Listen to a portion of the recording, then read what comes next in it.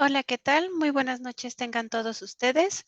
Mi nombre es Esperanza, soy una mujer de piel morena clara, traigo el cabello de color negro, corto a la altura de la nuca, llevo puestos unos audífonos de diadema de color negro, traigo también puestos unos lentes redondos de color vino, llevo puesta una blusa de resorte en el cuello que es a rayas de color blanco y negro. Además, llevo puestos unos aretes pequeños en forma de arracada de color dorado y bueno, lo tapa un poco el audífono, pero arriba de estos aretes hay unos más pequeños en forma de corazón, igual en forma de color dorado y el fondo es el logo de la página, el cual es un fondo blanco con un mundo en grados de azules y tiene las siglas de la página en la parte de abajo, que es V mayúscula, Y minúscula, S mayúscula, guión medio T, y abajo dice Un mundo para todos. Muy bien, el día de hoy tenemos un tema muy interesante e importante para esta entrevista, además de contar con un súper especialista en ello. A continuación, el tema es ¿qué es el glaucoma? Tenemos como invitado al doctor Félix Gil Carrasco. Él es médico cirujano, especialista en oftalmología, con alta especialidad en glaucoma, al cual le voy a pedir de favor que se presente y se describa. Hola, buenas noches, Esperanza. Buenas noches a todos. Mi nombre es Félix Gil Carrasco. Soy también de tez morena. El bigote que tengo es un bigote canoso y mi pelo es de color castaño. Yo me dedico a la oftalmología y concretamente mi pasión es el glaucoma. Soy zurdo, perdón, se me olvidaba decirles. Ok, doctor. Pues bien, ya adelantábamos en las presentaciones que el tema de esta entrevista será el glaucoma. ¿Y nos podría contestar primero que nada, doctor, a qué le llamamos glaucoma? Eh, el glaucoma es un grupo de enfermedades en las cuales hay una degeneración del nervio óptico del ojo o de los dos ojos, dependiendo del tipo de glaucoma. Y esa degeneración del nervio óptico, si no se trata, perdón, en forma adecuada el glaucoma, puede llegar, y de hecho lleva a la ceguera a los pacientes que así lo padecen.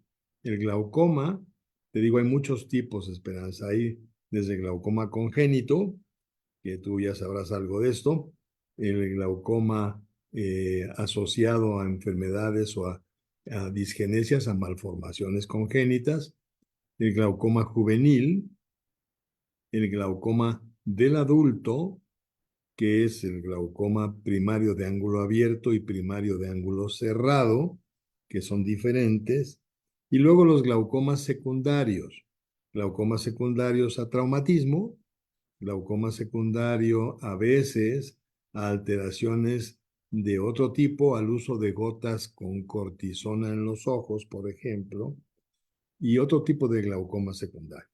Pero en sí, todos lo que hacen es que hacen una degeneración del nervio óptico, de la papila, digamos, de la cabeza del nervio óptico que está en el ojo, y eso trae como consecuencia que los pacientes vayan perdiendo campo de visión, y el campo de visión, cuando se pierde en forma completa, lleva a los pacientes a la ceguera. Ah, ok, doctor. ¿Y cuáles son las pruebas y los parámetros para poder detectar el glaucoma? Bueno, lo primero es que se tiene que ir con un oftalmólogo. El glaucoma no puede ser diagnosticado en una óptica, tiene que ser con un oftalmólogo. La toma de la presión intraocular es fundamental porque presiones que estén arriba de lo normal, y estamos hablando que aunque existen números, presiones que estén en general, digamos, por arriba de los 18 o 20 milímetros de mercurio, son presiones altas que pueden llegar a lesionar el nervio óptico. Eh, La toma de la presión, la observación oftalmoscópicamente, o sea, a través de un aparato, ver cómo está el nervio óptico, ver las características del borde, del tamaño de la excavación y de algunos fenómenos que acompañan a la alteración de tipo glaucomatoso, como a veces hemorragitas chiquitas en el nervio óptico, a veces palidez de los bordes, etcétera. El otro estudio que se tiene que hacer es la gonioscopía. Gonios quiere decir ángulo, y el ángulo se debe de observar para ver si es un ángulo que tiene malformaciones o no, o si es un ángulo que está abierto o está cerrado, porque el comportamiento tensional de los glaucomas es diferente muchas veces dependiendo del ángulo. Y después, pues hay estudios complementarios como el estudio de campos visuales, que es un estudio subjetivo en el cual nos damos cuenta de la sensibilidad que cada paciente tiene con respecto a la luz que estimula su retina, y ese es el que nos va a decir si el paciente tiene una buena visión con respecto a campos visuales. La agudeza visual es la agudeza visual central. Esa no tiene mucho que ver a veces con glaucoma, porque esa es la que se pierde al último en el paciente con glaucoma, pero los campos visuales sí se ven alterados. Y otro tipo de estudios, como por ejemplo los estudios que se encargan de valorar topográficamente el grosor de las fibras nerviosas y el grosor de algunas células que son específicamente características de las alteraciones glaucomatosas. En general, eso es. Ok, doctor. ¿Y estas pruebas con qué frecuencia se deberían de realizar? Y si hay lugares que nos podría recomendar para hacérnoslas. Sí. Bueno, así como que yo te pueda decir con qué regularidad, eh, sería un poco exagerado de mi parte, pero sí podemos hacer algunas observaciones. Por ejemplo, si no se ve bien porque se tiene miopía o se tiene astigmatismo, simplemente no se ve bien, se debe de revisar desde pequeño al paciente.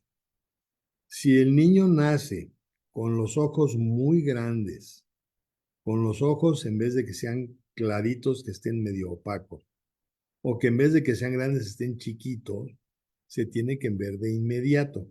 ¿Por qué? Porque pudiera hacerse el diagnóstico de un glaucoma congénito o el diagnóstico de un glaucoma secundario a alguna malformación ocular congénita. En el paciente, digamos, adolescente, si va a revisión porque en la escuela se lo piden, la revisión no solamente debe ser cómo ve con o sin lentes, sino cómo está su nervio óptico y cómo están las condiciones. Quizá es el momento de explicarle a veces a esos adolescentes, a esos jóvenes, que no deben de ponerse cualquier tipo de gotas en los ojos. ¿Por qué? Porque las gotas que contienen derivados de la cortisona pudieran en algunos casos, no en todos, pero en algunos casos sí, desarrollar hipertensión ocular, aumento de la presión de los ojos, y eso como consecuencia glaucoma. Si el paciente tiene miopía o es diabético o es hipertenso, se debe de revisar cuando menos unas 2 o 3 veces al año. Y a medida que es mayor, se debe de revisar con más frecuencia. ¿Por qué? Porque el glaucoma en particular no tiene palabra de honor. Puede ser que se tenga un ojo aparentemente normal y en 6 u 8 meses empezar con hipertensión. ¿Qué decir que si el paciente tiene familia en la cual alguien haya quedado ciego, alguien tenga glaucoma, alguien tenga alteraciones de otro tipo dentro de los ojos? Esos pacientes se tienen que revisar con más frecuencia. Yo diría que en condiciones de salud ocular se deben de revisar los ojos 2 veces al año. Una vez al año si se tiene menos de 40 años y 2 veces al año si se tiene más de 40 años. Pero si se tiene algún antecedente de importancia, como los que ya les dije, se tiene que revisar con más frecuencia. Y ahí sí el que tiene que decir la frecuencia con la que se debe revisar es el oftalmólogo que le vea. Hay pacientes, por ejemplo, con glaucoma que se tienen que estar checando cada mes. ¿Por qué? Porque no hay un control fácil o hay una irregularidad. Y hay pacientes con sospecha de glaucoma que se tienen que hacer estudios y estarse revisando a lo mejor 3 o 4 veces al año. Por eso digo que es muy diferente dependiendo las condiciones particulares de cada persona. Pero en condiciones de normalidad, si se tiene más de 40 años, un par de veces al año o 3, y si se tiene menos de 40, entre 1 y 2 veces al año se debe revisar, en condiciones de normalidad absoluta. ¿Ok? Ok, doctor. Y retomando lo que usted comentaba de que muchas veces, sobre todo la gente joven, los adolescentes, los chicos en edad escolar, pues usted sabe que ya vivimos en un mundo hiperglobalizado, ¿no? Donde ya la mayoría tiene acceso a Internet, ya tiene acceso a, pues sobre todo a las redes sociales. Y ya, bueno, a mí me ha tocado el ver varios videos que, pues, básicamente incitan a los jóvenes, sobre todo a las chicas, que si quieren tener pestañas más bonitas o pestañas más resistentes, que se pongan gotas precisamente que son para el control del glaucoma. ¿Qué les podré decir a estos jóvenes que están pensando el ir a comprar estas gotas que de por sí no son nada baratas? Bueno, bueno, ese tipo de gotas que hacen crecer las pestañas y que las robustecen, digamos, realmente no tienen una contraindicación, a menos de que se pongan en exceso y eso produce fenómeno irritativo en la conjuntiva. Ese tipo de gotas son carísimas y la verdad, pues no siempre y no a todos y a todas les produce crecimiento de las pestañas o robustecimiento de las mismas. Las gotas que realmente son peligrosas son las gotas que son capaces de dilatar un poco la pupila o las gotas que tienen un derivado de la cortisona. Que tengo los ojos rojos. No, mira, pues ponte estas gotas que tienen dexametasona con neomicina. O ponte estas gotas que tienen fluorometolona. O estas otras gotas que tienen prednisolona. Claro, se les van a poner los ojitos muy claritos, muy bonitos, pero pudiera ser que esas gotitas, en algún tipo de pacientes, pudieran desarrollar hipertensión ocular. Sí.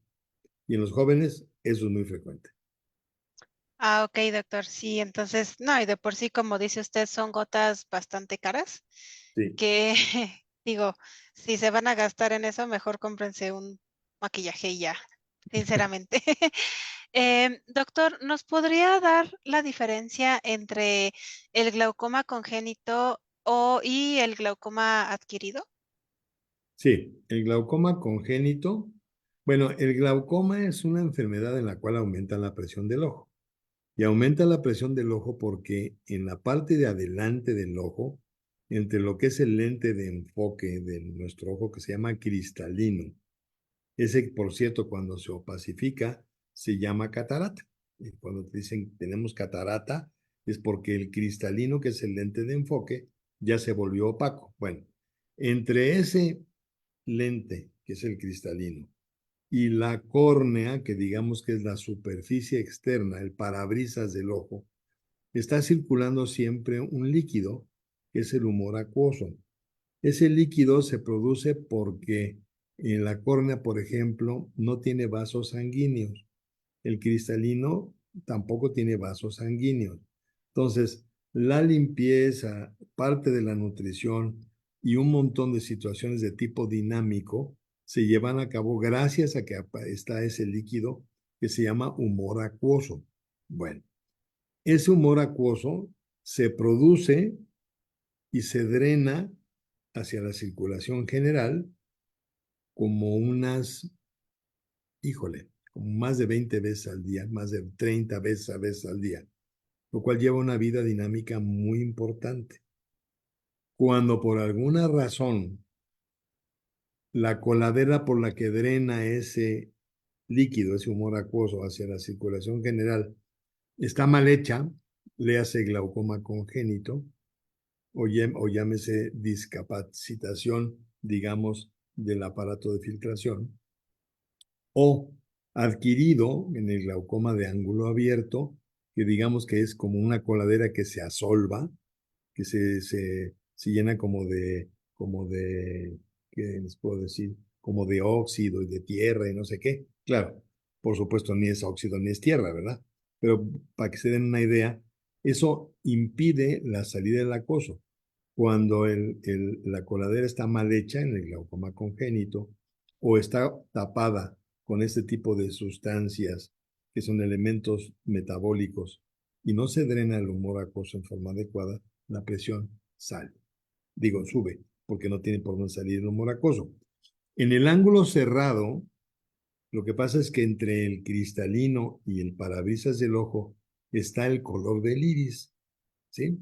El iris es justamente el de, ay, qué bonitos ojos tiene, rojos, pero tiene el iris verde, ¿verdad? O qué bonitos ojos tiene de color azul o de color café. Bueno, ese iris muchas veces está muy cerca de la coladera del ojo. Y cuando el ángulo que forman la coladera del ojo y el iris es un ángulo que tiende a ser estrecho, a veces se cierra y al cerrar tapa la salida del humor acuoso por toda la coladera. ¿Y qué es lo que sucede? La presión sube bruscamente y al subir bruscamente, ese glaucoma sí produce dolor, ese glaucoma sí produce una baja aguda de la visión. ¿Por qué? Porque al subir bruscamente la presión, existen cambios a nivel ocular que hace que la córnea se ponga opaca y que el ojo se inflame muchísimo, etcétera, etcétera. Más o menos eso tendría que ser, así en términos muy, muy comunes, digamos, las diferencias. Ujú. Ok, doctor. Nos mencionaba que en el glaucoma congénito, bueno, existe esta malformación. Sí, Y bueno, en el glaucoma adquirido, ¿cuáles son las causas que lo provocan? en el glaucoma adquirido, desde luego tiene una causa de que es de tipo genético. Oye, hay una cosa que se llama inmunogenética y que se relaciona mucho con la disfunción de la coladera del ojo. Esto tiene esa carga genética y lo que hace es que las células que se encargan de permitir el paso del humor acuoso son células que son flexibles y son células que tienen un grosor muy delicado, en fin. Cuando hay glaucoma, esas células que son de grosor delicado se vuelven unas células gordas, obesas, y en vez de que sean flexibles y gentiles, se vuelven rígidas. Entonces, imagínate que en donde hay dos células en un espacio, por ponerlo, no es así, pero bueno, por ponerlo, dos células que caben perfectamente en 1 milímetro en un paciente normal, en un paciente con glaucoma, esas dos células de 1 milímetro miden el doble. Entonces, imagínate cómo quedan de forzadas y claro, no permiten el paso del humor acuoso. Pero aparte de eso, no se mueven porque quedan rígidas. Entonces, ¿qué le pasa a las células de la coladera del ojo? Aumentan de volumen, haz de cuenta como que se hinchan y pierden justamente eso, la elasticidad que les permitiría que el humor acuoso pasara hacia la circulación general. Esa es la razón por la cual el trabéculo disfunciona. ¿Que tiene una carga genética? Sí. Pero hay veces en el glaucoma, por ejemplo, que estamos hablando de los glaucomas primarios, no el glaucoma traumático. Pero, por ejemplo, en el glaucoma secundario al uso de cortisona local, la cortisona local hace que se pierda esa agilidad de las células por estar de ese grosor y se hinchan y se vuelven más rígidas. Y en glaucomas, por ejemplo, traumáticos, donde hubo un golpe en el ojo, lo que pasa es que se desgarra la coladera y cualquier lugar donde hay un desgarro en el cuerpo, lo que sucede es que se cicatriza. Entonces, en vez de que sea una estructura normal, queda una cicatriz que evidentemente no es funcional, no puede salir el humor acuoso y la presión se va para arriba. Esa es la razón. Espero que más o menos esté quedando claro, ¿eh? Sí, de hecho, totalmente. Igual, para complementar su ejemplo, los que vivimos aquí en la Ciudad de México, imagínense que esas células es la gente tratando de entrar al metro en Pantitlán a las 7 de la mañana. Entonces, igual, obviamente nada se mueve ahí. Eh, muy bien, doctor. ¿Existe un grupo vulnerable a padecer glaucoma? Bueno, cuando existe glaucoma familiar, sí, ese grupo es más vulnerable. Y estamos hablando del glaucoma del adulto, ¿eh? Cuando existe miopía durante etapas tempranas de la vida y la miopía progresa, la miopía muchas veces se acompaña de disfunción trabecular y de glaucoma. Ese tipo de grupos son particularmente susceptibles. Y hay un glaucoma muy bravo que se acompaña o que acompaña a los pacientes diabéticos descontrolados, los pacientes que no se cuidan y que tienen grandes dosis, grandes cantidades de azúcar en sangre, que se llama glaucoma neovascular. Ese es un glaucoma que es, yo te puedo decir que el peor de los glaucomas, porque lo más seguro es que al que lo sufre lo deje ciego en poco tiempo y ese sería un grupo de riesgo también importante. El paciente diabético que no se cura, que no se controla, mejor dicho. Sí. Ah, ok, doctor. Y bueno, retomando esto que nos comentaba del glaucoma neovascular y bueno, que es muchísimo más agresivo y que puede que la persona pierda la vista en poco tiempo. En general, si a mí me diagnostican glaucoma, ¿eso quiere decir que me voy a quedar ciega? En términos generales, como es una enfermedad neurodegenerativa crónica y progresiva, ¿sí? Todos los pacientes se tendrían que quedar ciegos si vivieran lo suficiente.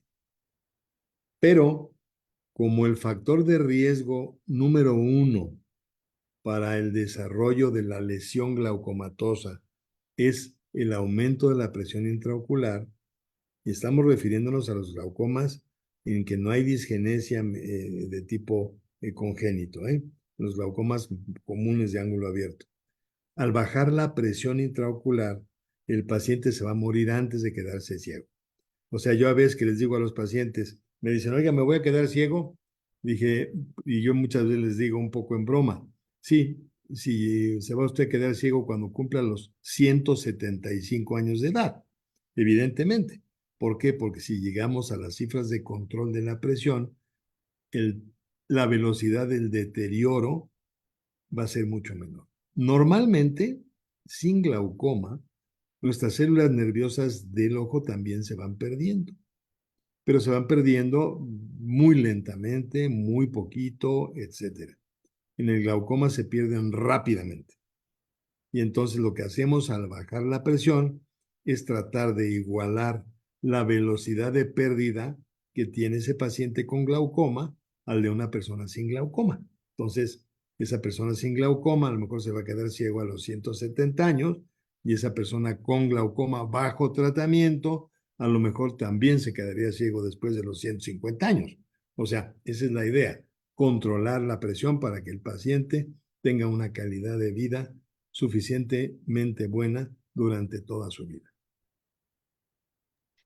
Ah, ok, doctor. Y ya sabe, aquí yo haciendo pleito. En el caso de el glaucoma congénito, ahí sí el paciente se queda ciego en algún momento de su vida.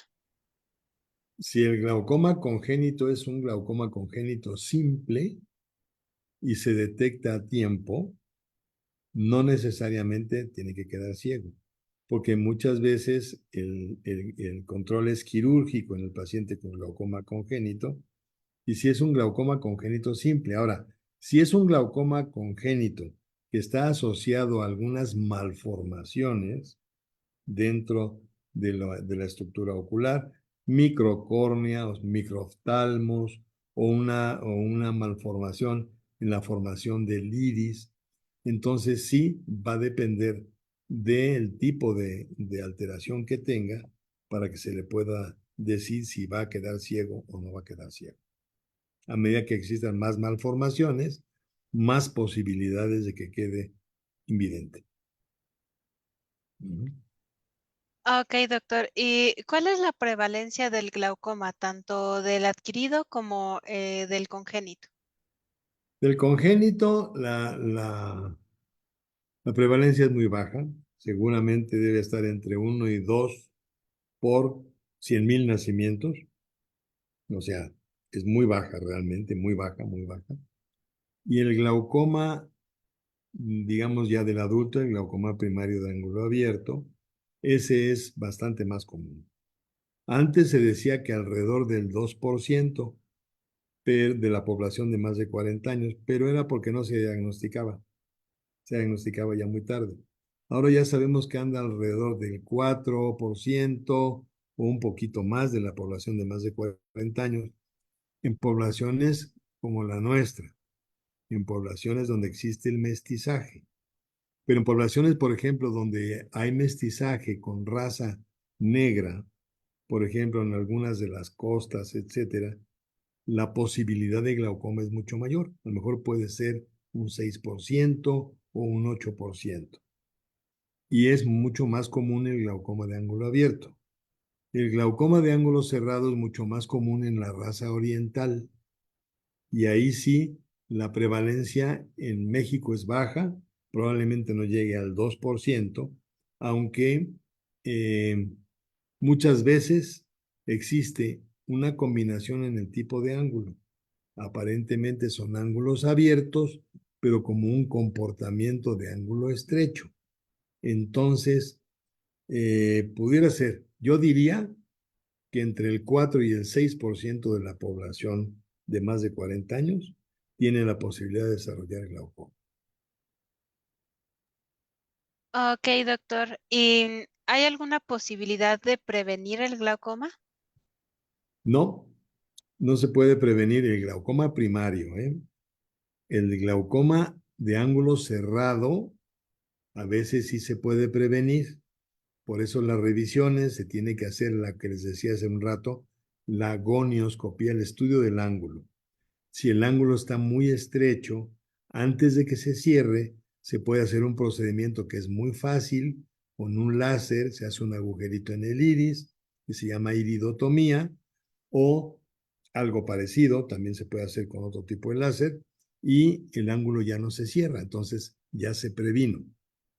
En el glaucoma de ángulo abierto no hay prevención. Hay prevención del deterioro por glaucoma, el deterioro severo por glaucoma. Pero de prevenir que haciendo esto ya no voy a tener hipertensión ocular o mi paciente ya no lo va a tener, no. Ese paciente tendrá que usar tratamiento aunque no tenga glaucoma. A ese tipo de pacientes se les llama hipertensos oculares. ¿Mm? Ok, doctor. Tenemos una pregunta del público. Sí. Que de igual forma a todos los que nos están viendo y escuchando esta noche, les agradecemos todas sus preguntas, dudas y comentarios. Aquí las respondemos. Aquí está el doctor. Y preguntan, doctor, ¿qué opina de los remedios caseros para el glaucoma? Por ejemplo, bueno, nos dan un ejemplo, que Ujú. es el agarrar una semilla de alpiste y tallar. Como se ve, creo que es tallar en el ojo, no especifica bien. Bueno, perdón que me ría, pero es Sí. que eso ya es más viejo que el frío.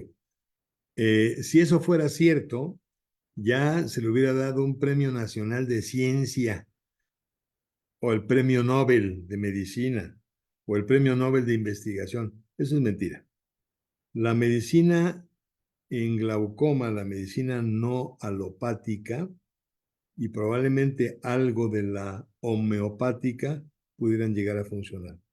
Pero la medicina natural no tiene mucha aplicación. Mi padre ejercía la medicina natural y alguna vez hablamos al respecto y Realmente no, porque el glaucoma es una enfermedad neurodegenerativa. Ninguna enfermedad neurodegenerativa se puede prevenir con medicina natural, porque está genéticamente determinada. Mm. Ok, ahora sí que, como dicen, el alpiste para los pajaritos, nada Así más. es, así es, así es. Ok, doctor. Y entonces, ¿cuál es el tratamiento que se sigue para evitar el deterioro por glaucoma? El tratamiento que se sigue es bajar la presión. Y la presión se puede bajar de dos maneras.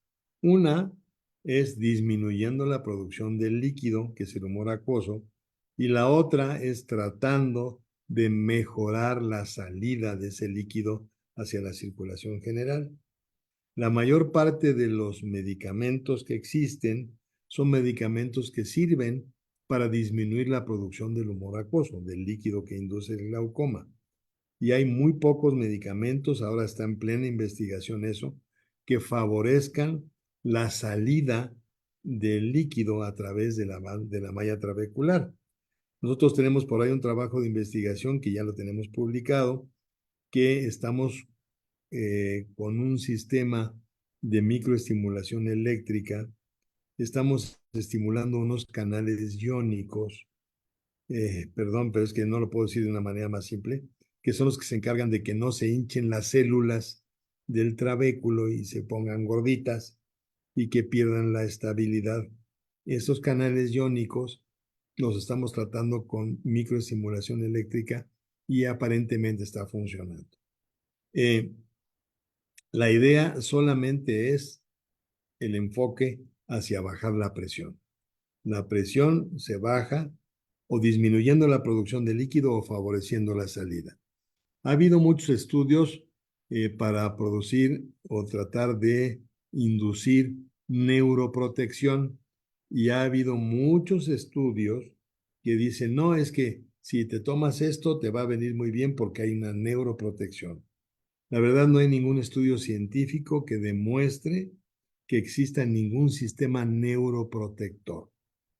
La neuroprotección solamente se logra bajando a niveles de seguridad la presión de los ojitos. ¿Mm? Ah, ok, doctor. Muchas gracias. Y bueno, también hay más preguntas del público, que es si existen cambios en la vida para poder sobrellevar mejor el padecer glaucoma. Bueno, eh, depende a la edad que te limite visualmente el glaucoma. Si el glaucoma te limita en edad joven, Esperanza, tú lo sabes, existe la posibilidad de hacer tu vida más o menos normal, mucho más normal que si el glaucoma te deja con invidencia cuando tú ya has tenido un desarrollo intelectual. Algo que tenemos que pensar, y que se lo digo yo a mis pacientes porque así lo veo, es que el paciente que tiene glaucoma lo único que tiene es que está enfermo de los ojos, pero ni el cerebro, ni el estómago, ni el corazón, ni el oído, ni el gusto, ni el tacto, ni la nariz, ni el movimiento están afectados. Solamente está afectada la visión. Entonces, si hay limitación, sí, porque la visión está limitada, pero lo demás no debe de permitir que el paciente con glaucoma o con cambios de la visión se deprima y caiga en una desesperanza total. Yo creo que los pacientes con glaucoma tienen muchas posibilidades. Por ahí tenemos un pacientito, bueno, tú que eres música, y música en buen plan, ¿eh? No de que seas música de esas que, bueno, sino porque te dedicas a la música, es musicoterapia, etcétera, etcétera. Tengo por ahí un paciente que lo operamos de glaucoma congénito también, pues que habrá sido en el año 1980 o por ahí. Él está con un ojo viendo más o menos para desplazarse y el otro ojo está en muy malas condiciones porque él ya nació prácticamente con un ojo perdido y esto está trabajando para la NASA. Y está, ¿por qué? Porque la inteligencia no tiene mucho que ver con la visión. Entonces, sí hay muchas cosas que se pueden hacer, entre otras, tratar de llevar una vida normal. Sí se pueden hacer muchas cosas, sí, sí se pueden hacer todas las cosas que se quieran y cuando existe la voluntad de salir adelante, se sale adelante. Y si no, que te lo pregunten a ti. Claro, doctor. De hecho, me acuerdo mucho de una frase que usted me dijo cuando estaba terminando la preparatoria hace como 4 años, 5 años más o menos, que decía, tú no eres un ojo, tú eres más que un ojo y me acuerdo muchísimo de esa frase y siento, ok, ya nos tocó el glaucoma, ni modo, pero pues lo que nos toca es salir adelante, seguir buscando el apoyo.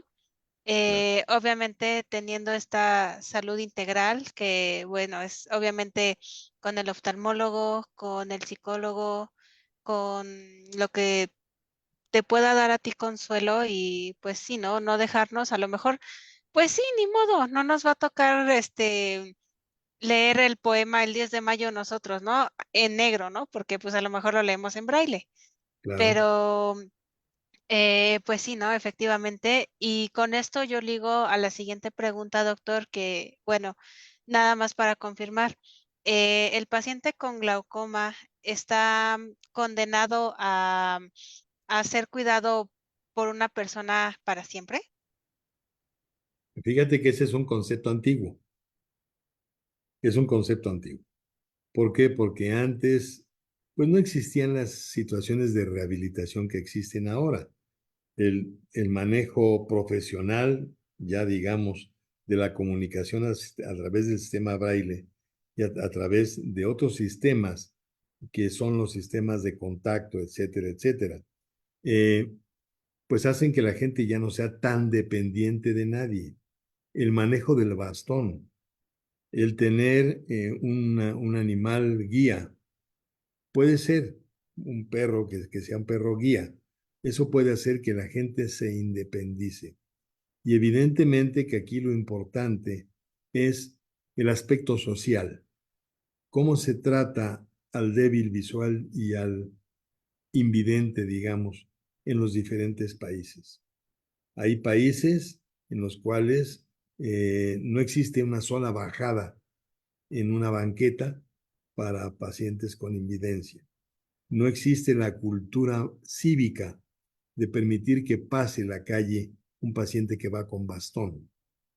Y hay países donde es al contrario. ¿Qué es lo que nosotros debemos de pensar? Pues que tenemos que ser ese tipo de país que realmente ayuda a la gente que tiene baja visión o tiene invidencia. El trabajo eh, muchas veces ya no es tanto de ver, sino es de interpretar lo que a lo mejor alguien ve, alguien no ve, pero que la capacidad de interpretación puede ser la misma. Por eso está el braille y por eso está también el contacto. Y el que una persona te asesore o te ayude, está bien, pero eso no quiere decir que seas dependiente. Y cuando estás chico, pues evidentemente los papás son fundamentales, ¿verdad? Pero eso no quiere decir que toda la vida vamos a depender de alguien que nos esté cuidando cuando tenemos esta debilidad visual. Yo no sé qué opines tú, pero yo pienso eso. Sí, de hecho, yo considero que efectivamente hay que cambiar esta percepción de las personas con discapacidad visual. A mí muchas veces me ha tocado, ¿no? De que, ay, una de dos, o te pobretean Ujú. o como persona joven, pues te dicen, ay, no es cierto, porque eso nada más le da a las personas mayores, ¿no? Entonces, sinceramente, es concientizar un poco más a la sociedad en la que vivimos Claro, ¿Mm? claro, claro. Sí, en general, y también pues cambiar esas perspectivas, ¿no? De que tan solo en el entorno académico, ¿no? Que existe mucho de híjole, es que tengo un alumno con discapacidad, la que sea, ¿no? Pero sobre todo visual, bueno, ahí ya tengo más, más experiencia, Sí. que nos dicen, es que sabes qué, no te voy a enseñar, no te voy a enseñar porque no tengo las capacidades y no quiero retrasar a tu grupo, no, o sea, empiezan a soltar un montonal de cosas Bueno, para, Esperancita, dime ahí quién es el discapacitado. exactamente. No es, no es el que va a aprender, es el que no puede enseñar. Ese es Ujú, el discapacitado. Y ese puede estar viendo 100%, pero es ujú, un discapacitado.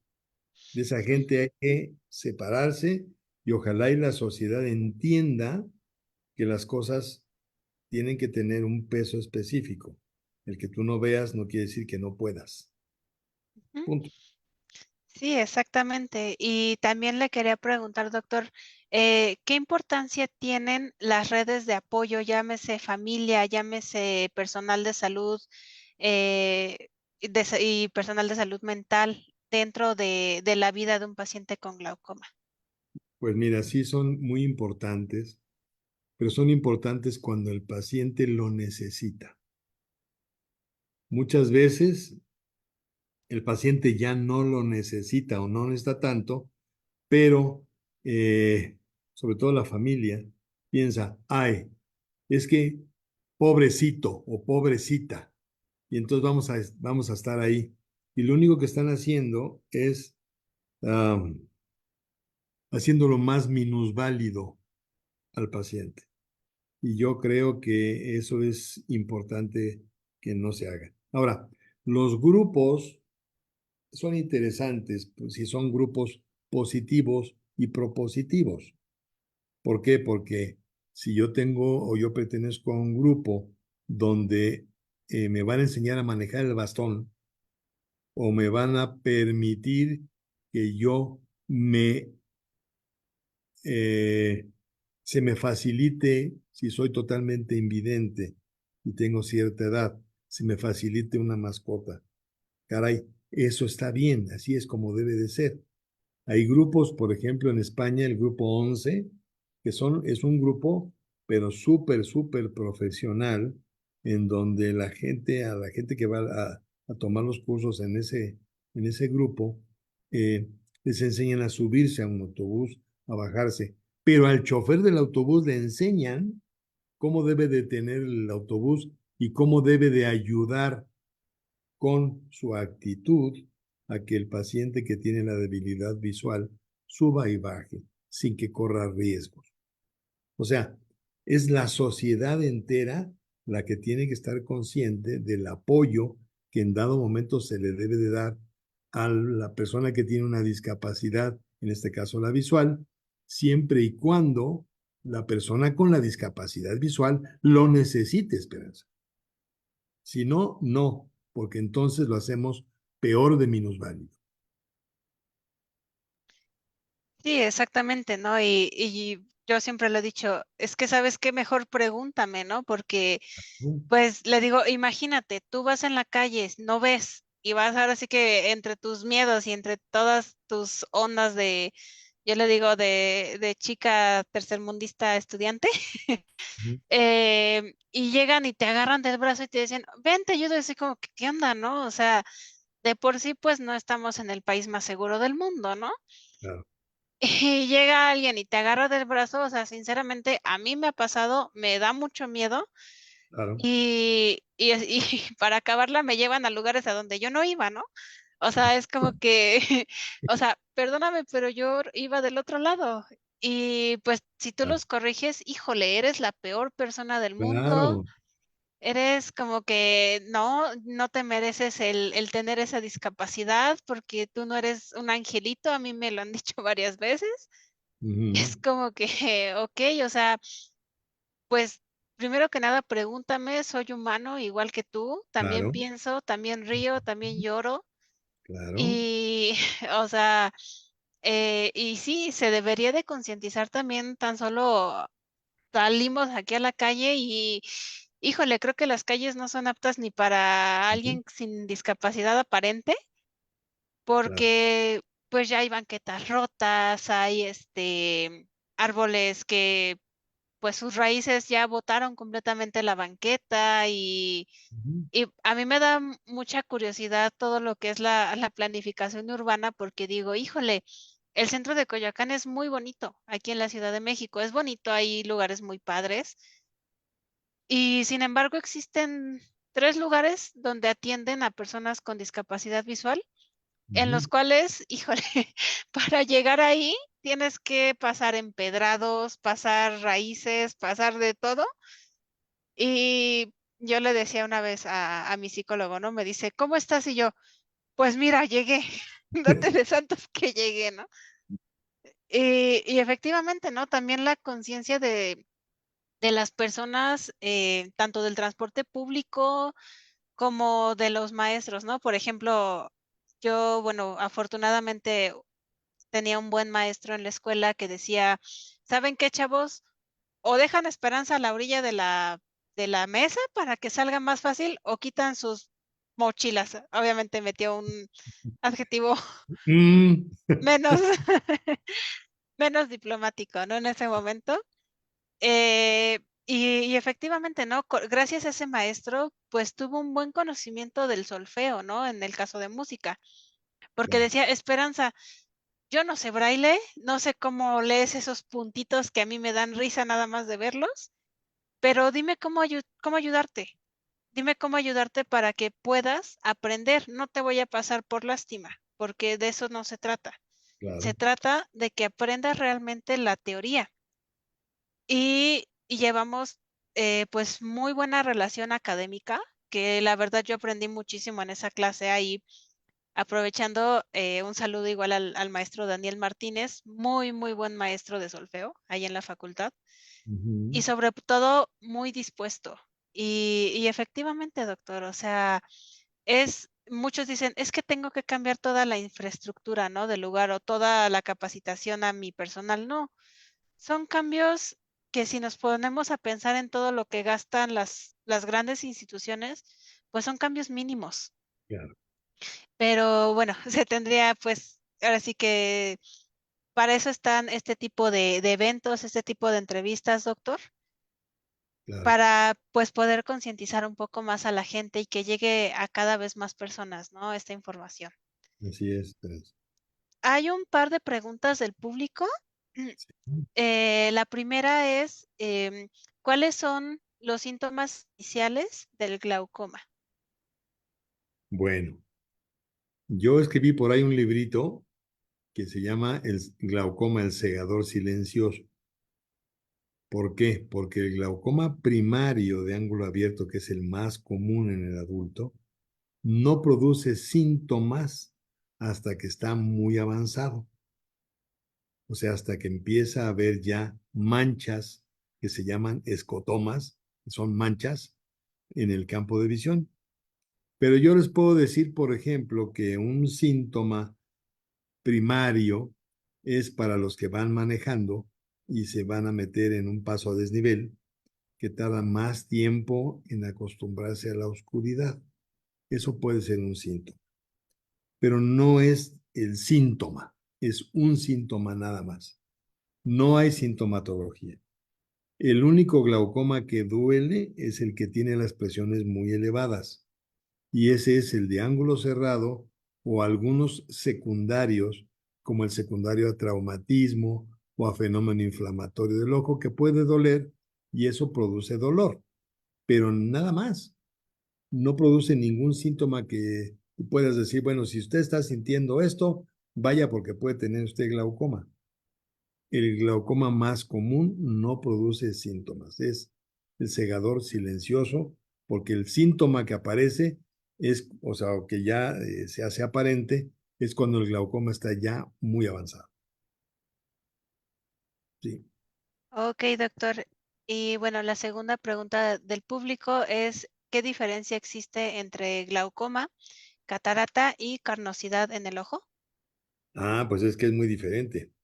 La catarata, ya les decía al principio, es la opacidad del lente de enfoque que se llama cristalino que tenemos todos. Y es con el que enfocamos para ver de lejos, para ver de cerca, Cuando es el lente, que es un lente biconvexo, o sea, de dos caras convexas, pierde la transparencia, se convierte en catarata. Eso no tiene nada que ver con glaucoma, porque el glaucoma es una enfermedad, vuelvo a repetir, neurodegenerativa del nervio óptico, que está en la parte de atrás del ojo. La catarata está en la parte de adelante. Y la carnosidad, que se conoce con el nombre de terigión, esa es inducida generalmente por la radiación ultravioleta del sol o a veces por lugares donde hay muchas micropartículas en el ambiente que entran al ojo, quedan ahí y producen fenómeno inflamatorio. Eso es conjuntival. Entonces aquí son tres elementos. Uno es la conjuntiva, que es la carnosidad. Otra es la catarata, que es el cristalino. Y el otro es el glaucoma, que es la enfermedad del nervio óptico, que está hasta la parte de atrás del ojo. Ok, doctor. Nos comentaba que, bueno, finalmente una persona con glaucoma, ya que tiene esta cierta dificultad visual, llámese debilidad visual, llámese ceguera, em, pues finalmente él o ella puede hacer su vida relativamente normal, ¿no? Y sin embargo, aquí en México existen algunos grupos de apoyo o lugares donde estas personas puedan ir y poder rehabilitarse para poder tener una mejor calidad de vida.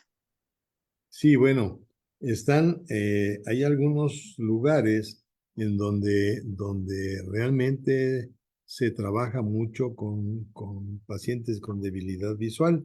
De algunos hospitales, de los hospitales grandes que hay, los tres hospitales grandes que hay en México para invidentes, mejor dicho, para pacientes con discapacidad visual, están conectados justamente con centros que son de rehabilitación. El Hospital de la Acción para Evitar la Ceguera en México es uno, la Fundación Conde Valenciana es otro, y el Hospital de Nuestra Señora de la Luz es otro.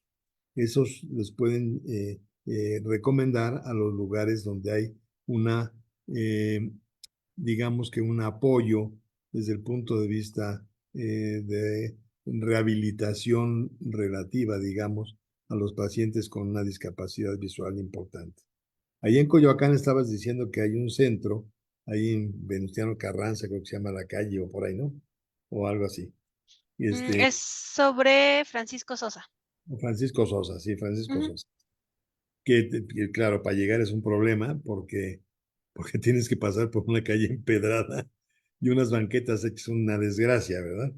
Pero bueno, y hay muchos, pero lo mejor es que sea a través de uno de los hospitales, porque justamente ahí es el control funcional con el control médico. Entonces, y muchas veces el control psicológico que se necesita, Esperanza, porque para la rehabilitación de una discapacidad se tiene que enfocar desde el punto de vista funcional de la discapacidad, pero también desde el punto de vista intelectual y desde el punto de vista sentimental. Entonces, un psicólogo es muy importante también para esto. Ujú. Sí, claro que sí, doctor. Como lo mencionábamos, pues esta rehabilitación integral y pues aparte esta ciudad no nos la deja fácil. Para poder perderle el miedo a salir solos no es fácil, pero no es imposible. Em, yo les digo, no se dejen, eh, siempre busquen, siempre hay algo, siempre hay una alternativa. A lo mejor en este momento todo se ve destruido, se ve que no hay salida, pero sí la hay. Con la ayuda adecuada sí la hay. Y doctor, ¿usted qué le diría a un paciente que pues le dijeron que tenía glaucoma y pues él cree que su mundo pues ya se fue al caño? Bueno, pues lo que le puedo decir es lo que le he dicho a muchos pacientes. El único problema que se tiene es que a lo mejor no está viendo bien o no está viendo, pero todo lo demás a su alrededor funciona. Entonces, usted no es un ojo, ya te lo dije a ti también.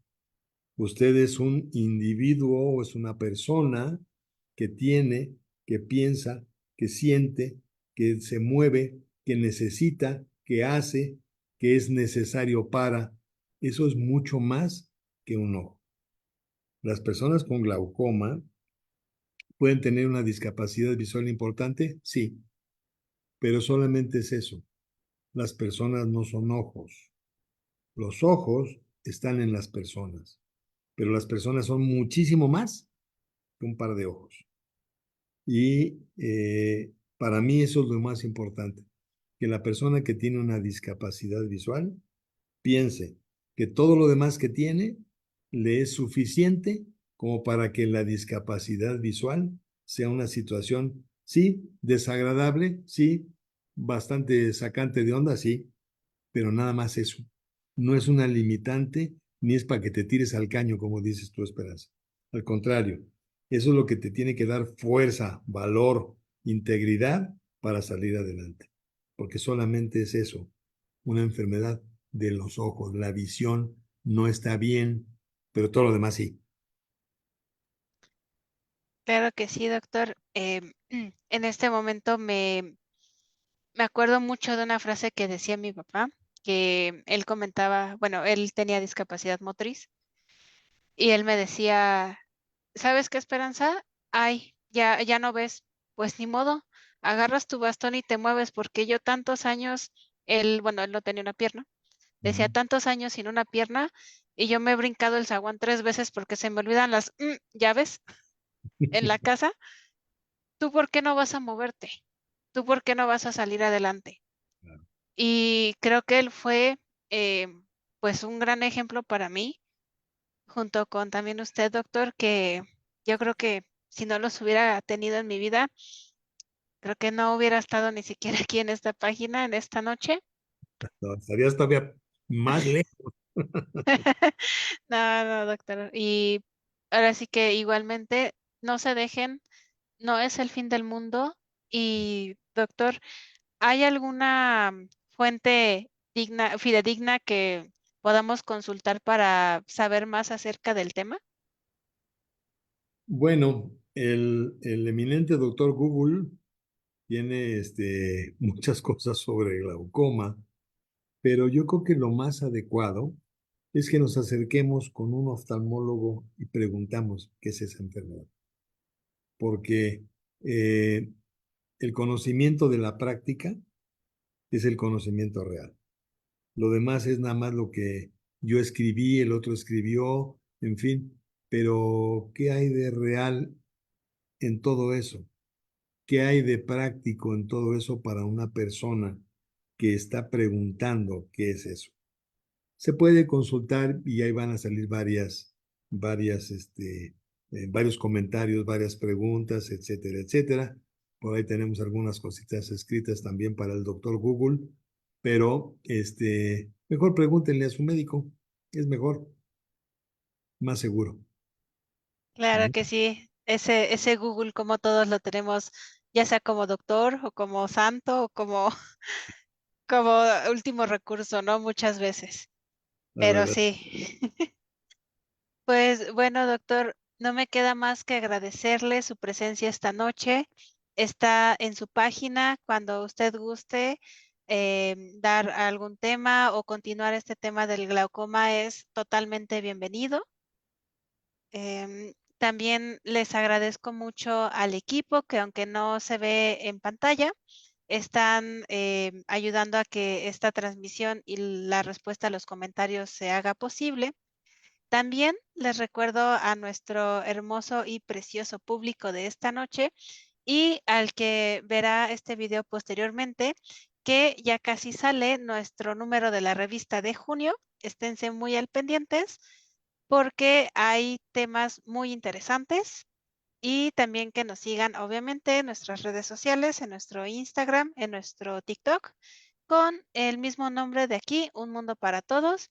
Y doctor, muchísimas gracias y bueno, no sé si usted quiera decir algo más.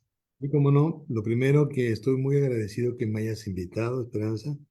Ya sabes que yo a ti en lo particular te quiero mucho, estoy muy orgulloso de ti y de lo que tú has logrado a pesar de tus problemitas oculares. Tú eres la que demuestras que tú eres mucho más que un par de ojos. Me siento muy orgulloso de ser tu amigo, casi, casi tu papá y casi, casi, casi, casi tu mejor amigo. Te quiero mucho. Gracias. Muchas gracias. Hasta Muchas ti. gracias, doctor. Gracias y gracias a todos y nos vemos en la próxima. Gracias a todos.